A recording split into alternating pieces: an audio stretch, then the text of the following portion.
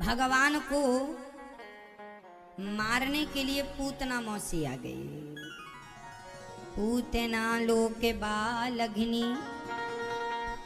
राक्षसी रुधिरासना जिघांसया पहरये स्तनं दत्वापसद्गतिम्।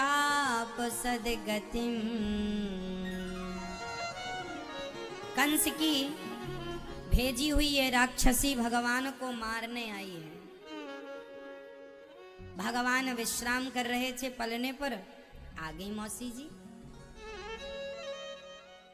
पूतना बड़ी भयंकर दिखने वाली राक्षसी जी बड़ी बड़ी सुंदर बन के आई है, बन ठन कर सज धज करके आई है, अच्छी सुंदर ऐसी बन के आई है मानो साक्षात लक्ष्मी जी आ गई हो, इतनी सुंदर अद्भुत बन के आई है। आज पूतना भगवान के सामने गई और भगवान मौसी पूतना को देखते ही अपने नेत्रों को बंद कर लेते हैं। भगवान से किसी ने पूछा, प्रभु आपने मौसी जी को देखकर आंखें क्यों मूंद ली, आंखें क्यों बंद कर ली? भगवान ने कहा, पूतना मौसी हमें, अच्छा पूतना अपने स्तनों में जहर लगा के गई थी कि पिलाऊंगी बच्चे को, जहर मर जाएगा। पूतना मौसी चली, भगवान ने आंख बंद कर लिया। भगवान से पूछा गया, आपने आंखें क्यों बंद कर ली? भगवान ने कहा, जिनके अंदर कपट भरा हुआ होता है किसी के भी प्रति, ऐसों को मैं देखना भी पसंद नहीं करता। जिसके अंदर कपट है, मौसी के अंदर कपट था ना पूतना के अंदर, इसका तन बड़ा सुंदर था पर मन बड़ा गंदा था। जिसका तन अच्छा होगा मन अच्छा नहीं होगा, ऐसों को भगवान देखना भी पसंद नहीं करेंगे। इसलिए तन सुंदर हो ना हो पर मन सुंदर होना चाहिए। तन तो देखो भगवान ने जैसा बनाया है दिया वैसी रहेगा। हमको ईश्वर ने जैसा बनाया है हमें वैसा ही रहना है। गोरा बनाया है तो गोरे रहोगे, काला बनाया काला, सांवला बनाया सांवला, जैसा ईश्वर ने बनाया वैसी रहोगे। तन को हम जैसा है वैसी रहने दें, सुधारना ही है बदलना ही है तो मन को बदलो। मैल धुलना ही है, तन की कितनी भी धुल डालो कोई फायदा नहीं, जब तक मन की मैल नहीं धुलती तब तक भगवत दर्शन नहीं होता। इसलिए निर्मल मन जन सो मोहि पावा, मोहि कपट छल छिद्र न भावा। कोई कपट नहीं, कोई छल नहीं, कोई ईर्ष्या। आप लोगों का मन निर्मल हो गया कि नहीं मैया जी? मैया ओ मैया, मन निर्मल हुआ आपका? हो गया। अच्छा, कब हुआ था, किस तारीख को? आज ही हुआ है क्या कि 2010 में ही हो गया था? नहीं, अभी आज अभी हो गया। अच्छा, मैया कह रही अभी अभी हो गया महाराज, अभी अभी के लिए ही हुआ है। गेट के बाहर जाऊंगी तो फिर जैसा का तैसे ही हो जाएगा।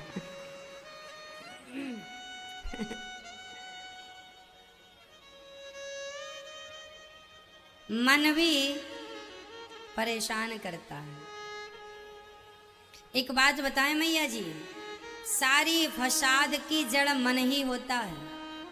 और भगवान कहते हैं जब तक तुम्हारे मन में कपट है, छल है, इसलिए हम कहा करते हैं ना काहू से दोस्ती, ना काहू से, ना दोस्ती भली ना दुश्मनी भली। ना हम दोस्ती करें ना दुश्मनी करें, ना गुण दोष दृश्य दोषः। याद रखना, संसार की दोस्ती भी उलझाती है और दुश्मनी भी उलझाती है। यदि अच्छी दोस्ती है तो आप दोस्त में ही उलझे रह जाएंगे, दुश्मन है तो दुश्मन में उलझे रह जाएंगे। कुल मिला के ये संसार हमें अपनी ओर खींच रहा है और हमें इसकी तरफ खींचना नहीं है। ये संसार की माया तो अपनी तरफ बुला रही है, आओ तुम्हें भी हम पीस डालें।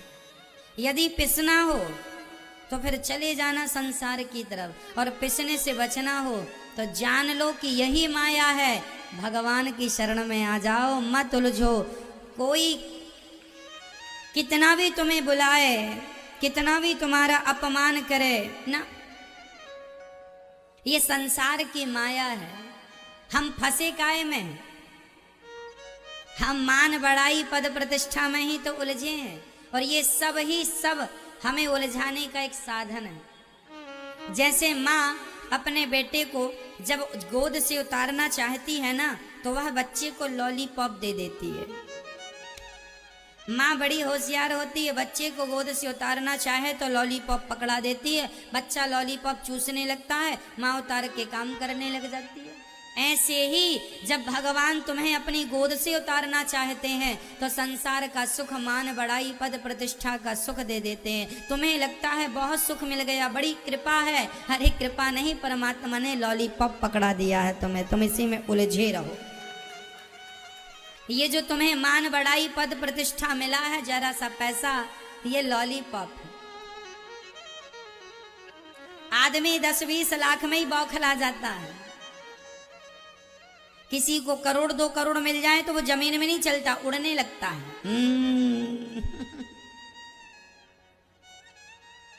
4-6 करोड़ मिल जाए तो बात नहीं करता। क्यों जी, सही है। वो समझते ही नहीं कि परमात्मा इसे लॉलीपॉप पकड़ा रहे। पहले तो मंदिर भी चला जाता था, आजकल तो पैसे वाला हो गया, मंदिर भी नहीं जाता। क्या है ये? लॉलीपॉप नहीं तो क्या है? पहले ही तुम अच्छे थे, कम से कम भगवान का चिंतन तो कर लेते थे। पैसा तो धरा का धरा रह जाता है, हमारे पुण्य ही हमारे साथ जाते हैं। इसलिए कपट त्याग दो और निर्मलता से जीवन जियो।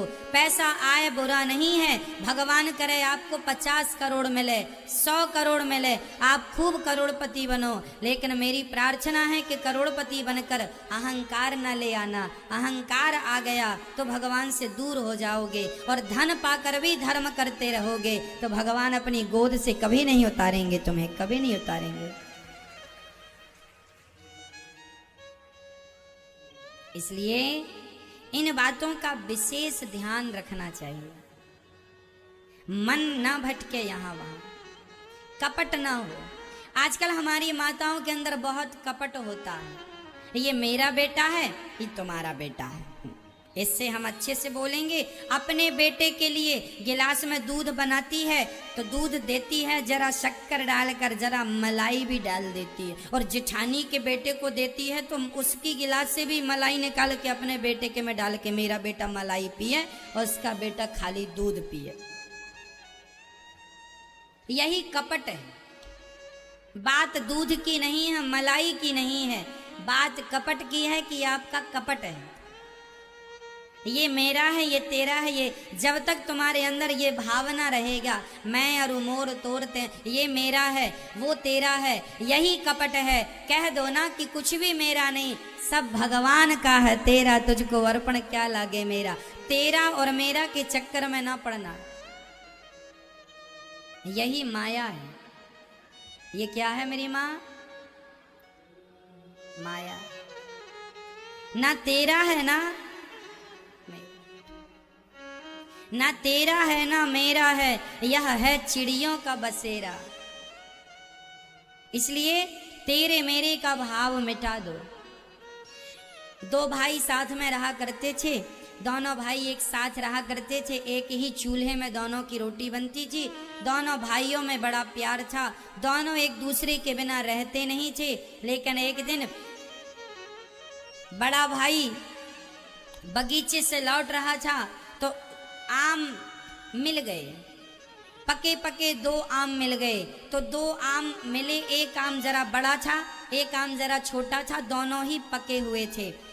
और बड़े भैया का भी एक ही बेटा था और छोटे भैया का भी एक ही बेटा था। तो वो बड़ा भाई आम लेके घर चला कि बच्चों को खिलाएंगे। तो एक इस हाथ में बड़ा आम था, इस हाथ में छोटा आम था। जब वो घर पहुंचा तो जिस हाथ में बड़ा आम था उस हाथ की तरफ उसके छोटे भाई का बेटा खड़ा था, और जिस तरफ उसका हाथ में छोटा आम था उस तरफ उसका खुद का बेटा खड़ा था।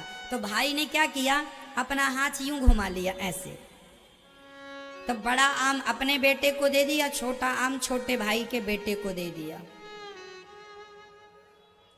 समझ रहे हैं? अपने बेटे को कौन सा आम दिया? बड़ा आम। अपने बेटे को कौन सा दिया? जबकि ऐसे ऐसे दे देता तो उसके बेटे के खाते में छोटा आम जाता, छोटे भाई के बेटे में बड़ा आम जाता। उसने हाथ घुमा लिया, अपने बेटे को तो बड़ा आम दिया, छोटे भाई के बेटे को छोटा आम दिया। उसे पता था कि ये बेटा मेरा है और ये बेटा मेरा नहीं है। ये बात उसका छोटा भाई छत से देख रहा था। तुरंत छोटा भाई आया, अपने भाई को प्रणाम किया, अपनी पत्नी अपने बेटे को तैयार किया और घर से जाने लगा। बड़े भाई ने पूछा, कहाँ जा रहा है? भैया, इस घर में मैं तब तक ही था जब तक आपके अंदर कपट नहीं था। आपके अंदर एक जरा से आम के लिए कपट आ गया और वहां कभी नहीं रहना चाहिए जहां आपके प्रति कोई आपसे कपट रखता हो। इसलिए निष्कपट होना, यही कपट है। कैसा होना चाहिए जीवन? निष्कपट। हम जा रहे हैं, आप लोग छोटी छोटी गलतियां जीवन में करते हैं और वही छोटी छोटी गलतियां बड़ी हो जाती हैं और वही बड़ी गलतियां कल कांटा बन के चुभने लगती हैं, परेशान करती हैं, ना सोने देती हैं, ना जागने देती हैं, ना हंसने देती हैं, ना मुस्कुराने देती हैं। इसलिए आपको चाहिए कि कपट बिल्कुल ना हो, निष्कपट हो आप। निर्मल मन जन सो मोहि पावा। तुम जैसे हो वैसे ही रहो। हनुमान जी जब राम जी से मिलने गए पहली बार, तो हनुमान जी क्या बन के गए?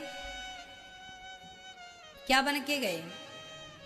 ब्राह्मण बन के गए, पंडित जी बन के गए, राम जी के चरणों में गिर पड़े। आप तो मेरे भगवान हैं। राम जी ने उठाया नहीं, और हनुमान जी जब अपने बंदर के रूप में आए तो राम ने उठाकर हृदय से लगा लिया। तुम हो बंदर पर पंडित जी बन के आए हो। अरे तुम जैसे हो वैसे ही आना, मैं तुम्हें वैसे ही स्वीकार करूंगा। यदि तुम हो कुछ और, दिख कुछ और रहे हो, ये कपट है। अब होता क्या है, हम कामी हैं पर हम मानते नहीं हैं कि हम कामी हैं। हम क्रोधी हैं पर हम मानते नहीं हैं कि हम क्रोधी हैं। हम लोभी हैं, हम मानते नहीं हैं कि हम लोभी हैं। हम अहंकारी हैं, हम मानते नहीं हैं। अरे कह दो ना कि हम कामी हैं। बताओ, काम किसे परेशान नहीं करता, सबको ही तो तंग कर रहा है, चाहे स्त्री हो चाहे पुरुष हो। भगवान से कह दो कि हे नाथ, ये काम को मैं नहीं जीत सकता, आपकी कृपा होगी तो आपकी कृपा से ये कंट्रोल में रहेगा, नहीं तो मेरे वश का नहीं है। समर्पण क्यों नहीं कर देते भगवान को? भगवान से क्यों नहीं कह देते कि मैं कामी हूँ नाथ, मुझे स्वीकार कर लोगे क्या? मैं ऐसा अभागा हूँ। कह दो ना कि मैं क्रोधी हूँ, मुझे स्वीकार कर लोगे नाथ? ये क्रोध मुझसे तो नहीं जीता जा रहा है। हे नाथ गोविंद, आप कृपा करो।